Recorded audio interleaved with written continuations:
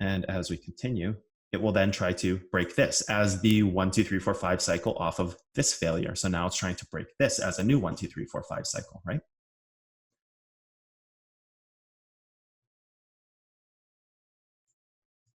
Oops, oh, too far. Okay, here we go. So then the cycle starts again, right? As to where you have the valley that brought you there. And if you can't reach the valley, technically you're laddering down. If you can't back attack that valley, all you've done now is create this trend right here to the failure of attacking that valley. And then you can see it there, how it's continuing to reject that trend. And then there is the rejection, right? When you can't back attack the valley that got you there, it's going to be rejection because technically you're laddering down. And when you're laddering down, it's that same, it goes into the same very basic concept when you degrade these ideas and you put the most basic form on it. We hear it all the time. A coin is making lower highs and higher lows, or lower lows and lower highs, right? These sayings have a deep set meaning behind them. There's an accuracy to them, but to say a lower high is almost like saying the sky is blue. It's like, well, yes, the sky is blue. That doesn't tell us why it's blue, right? Like it doesn't matter if the sky is blue today. It's, you know what I mean? If the sky turns green and that means that there's been a radiation leak all over the world, you don't look at the sky when it's green and say, oh, wow, the sky's green today. Oh, that's good to know. You want to prevent the sky being green, right? So it's like the same thing. There's a reason why this stuff happens. And these cycles of distribution and accumulation have a very specific onset to them. So we'll just continue here. And in this moment, it would need to, and we're going to leave this one up because this is looking like it's trying to end distribution here. But well, actually, we don't even need to leave this up. The point being is this is a higher valley. So it does have to actually backtest all these higher valleys, just like we talked about before about a reaction and a creation.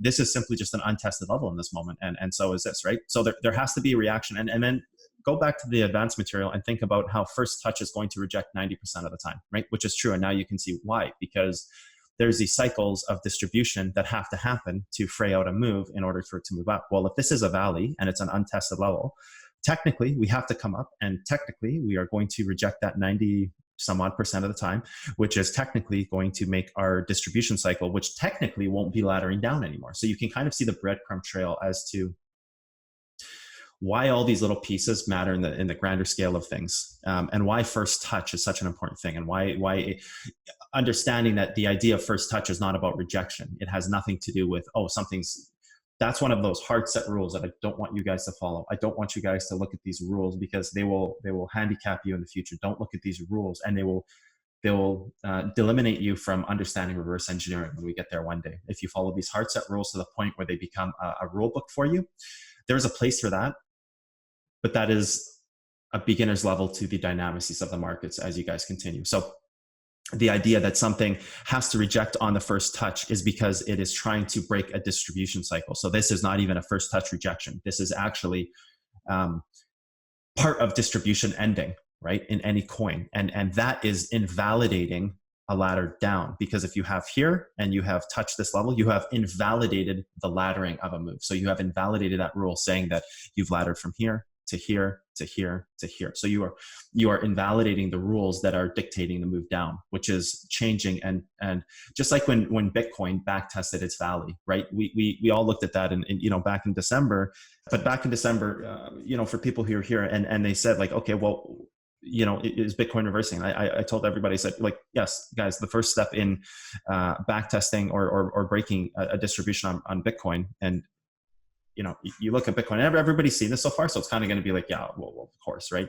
But we're just going to go over it anyways. You have these valleys, right? You have this valley here. I'm just going to delete this for a minute. You have this valley here that has never been tested. Therefore, the laddering down can continue. Therefore, the cycle of distribution can still happen. You have a valley here. You have a valley here that was tested. You see how this was tested? Okay, come on, magnet tool. You see how this was tested, trying to end distribution, and you see this kind of flatlining of price. This was trying to end distribution, although it hadn't been able to do it, and this is just a daily time frame. And then you have every concurrent level after, downtrend here, downtrend here, downtrend here on the weekly, which was important. And then finally down here, we found this 12-hour break that we finally, over a large period of failure all year long, we finally found this moment where this distribution cycle like this, right? Because you guys see this simply as, oh, we broke trend.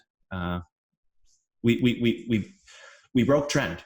What's next, right? Oh, we broke trend. We're moving up. Like there's trends everywhere. There's like trends within trends within trends. There's like hundreds of trends on your chart that you're not seeing. But the important part of it is the attacking of the valley to see what proper distribution and accumulation looks like. Because without this, one breaks two to attempt the attack of the valley, which is three, then which creates this trend line here, which is the break here, four. This goes straight up to be, this is just a micro event or a fractal event in the larger back attack of this weekly valley right here, right? So understanding why these events happen is crucial. What the heck were we going? I think it was ontology, right? Sure, I think we're somewhere around here.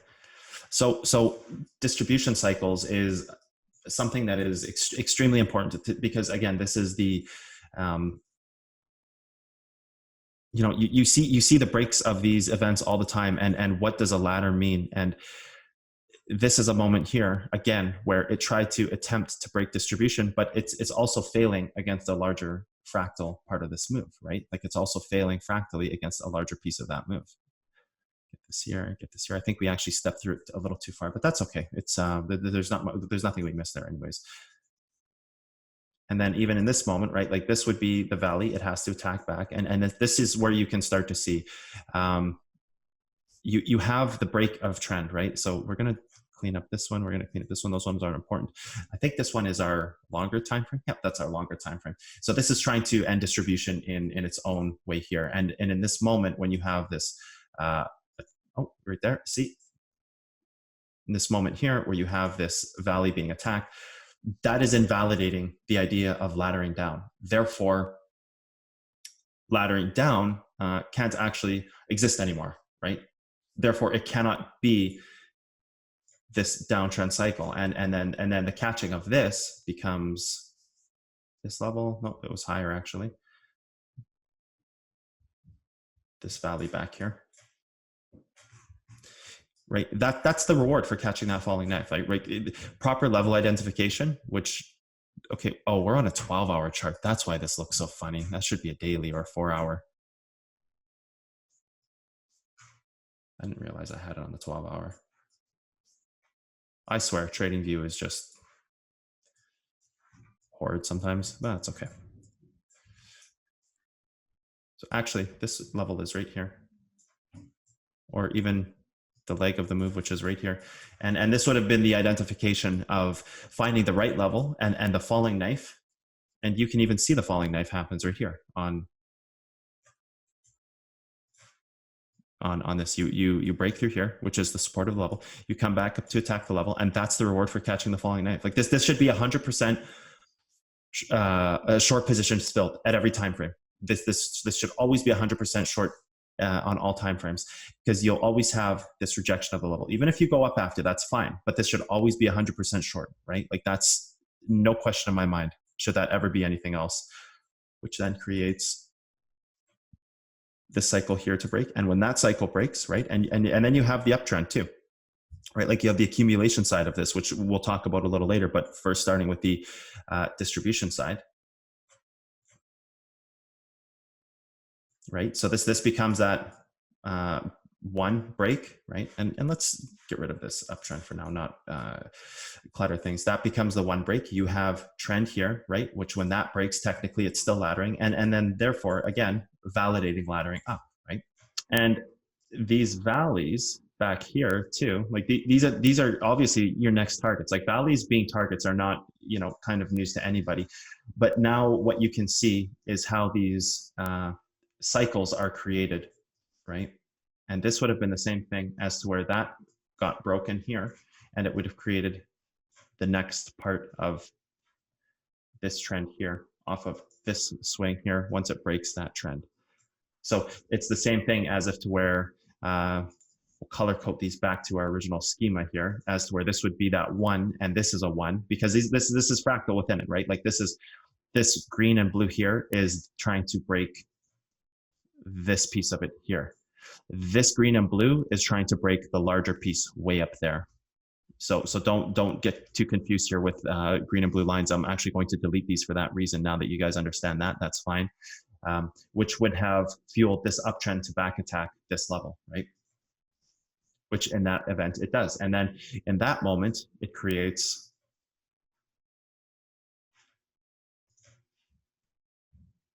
this right here, right? To further try to end that distribution cycle. Oops. No, just Control Z. There we go. And then this will become a long-term level in the future, as you know, you'll see it here. I'll just hit play and let it go. This, no doubt in my mind, this becomes a long-term level because in this moment, a reaction has happened that has made it a very specific type of level. And therefore, that's how you end distribution, right? Like that's the proper way to see distribution ending.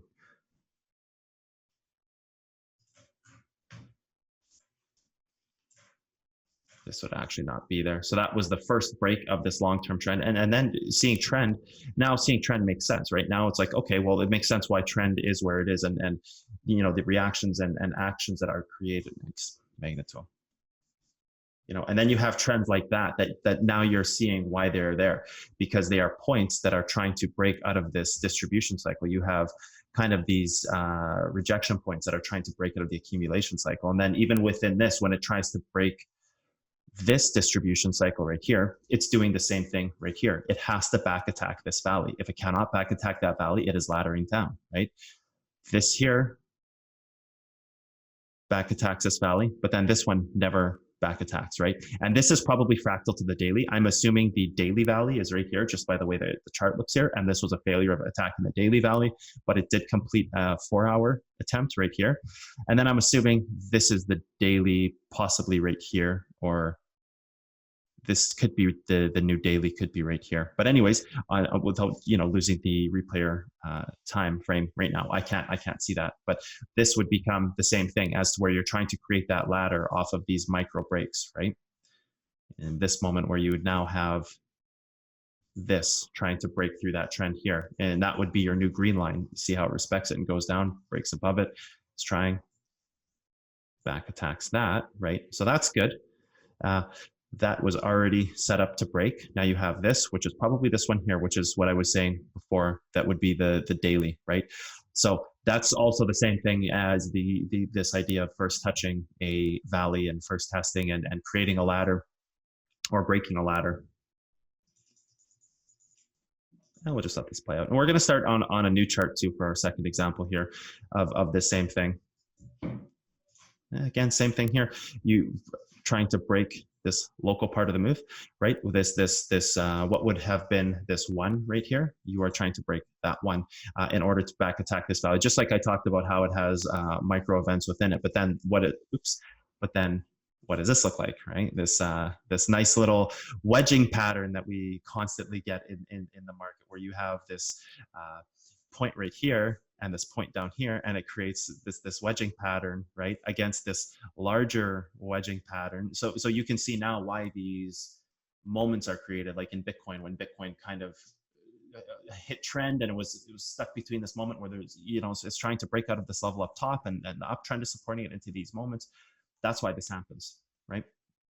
So we can even just fray this out to here, right? And then you'll see where this is, this would now be turned blue, and this would be the 3 inside of the 1, which is already completed a 5, which is already inside of another 1, for example. And then you see this wedging pattern, right? They're still trying to break this. That's fine. You lost uptrend. Not a big deal. Trend arrays out. Go for a second attempt, and you can see there where this is, oops, we can put that back. You can, TradingView, what the heck is going on? Wow, TradingView is all sorts of messed up today. And you can see, again, at the bottom side of that wedging pattern, and why it exists now against these distribution cycles, as to where this has to break here to create 1. This is then going to swing up against this valley, which that swing is going to create number 3, right? Actually, this would be 3 right here. Which is then the swing attack of that is going to create 4, right, against this wedging pattern on the bottom. right? So you're going to have this kind of, and I just kind of hand drew it, and that's fine. We can actually just move this one out so we get an exact right now. Right here.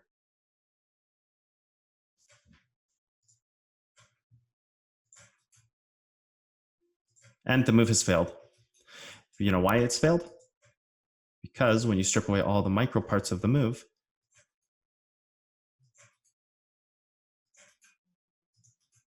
when you take away all this stuff, even this trend, take away this one that we gained, take away this.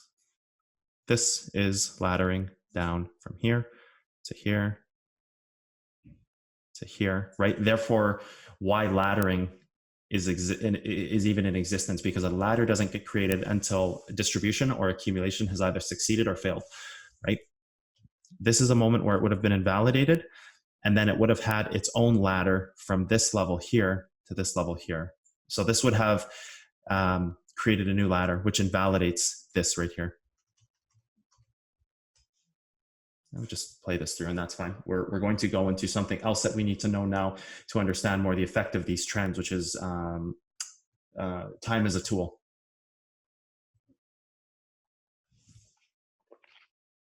And you can see why the failure happened. Like, I don't even need to draw it. You can see the failure and why it's happened, and then it creates its own micro trends against the larger trends.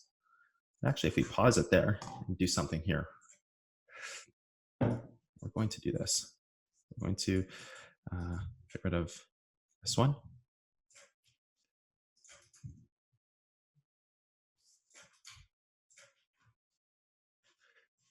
Now you can see why these larger trends that are created, why they are such impactful moments, right? Because there's a trend that exists here that was trying to break this other trend, right? There's these trends again all over the chart. We have one here like this, and you know what? I'm just going to clean this thing up completely and just redraw a few here because it's getting way too busy for my liking. You have this micro trend here, which is a frayed trend of this trend here. So this is where you get into this thing of which trend do I draw, why do I draw it, and so forth, right? You have this trend here, you know, you have a trend right here, you have the original trend that was you know, from swing to swing here. And let's go to a different time frame and just cut that tool without seeing any of the future. Hey everyone, how's it going? As you know, I'm now giving out some of this content for free that I was otherwise charging for the past little while. Yeah, drop a donation, subscribe to the channel, join Patreon. You'll get access to Discord. Great way. Lots of top level traders in there, people who are doing this for a career every single day. So go to Patreon, join a tier, get access to Discord. Go on Reddit, talk about future of trading, talk about the science of trading, talk about cotton candy, socials, everything you can. Let's help this thing grow. It's the way you guys can thank me for giving out this content for free that I was otherwise charging money for. So I'll leave a Bitcoin address on the screen.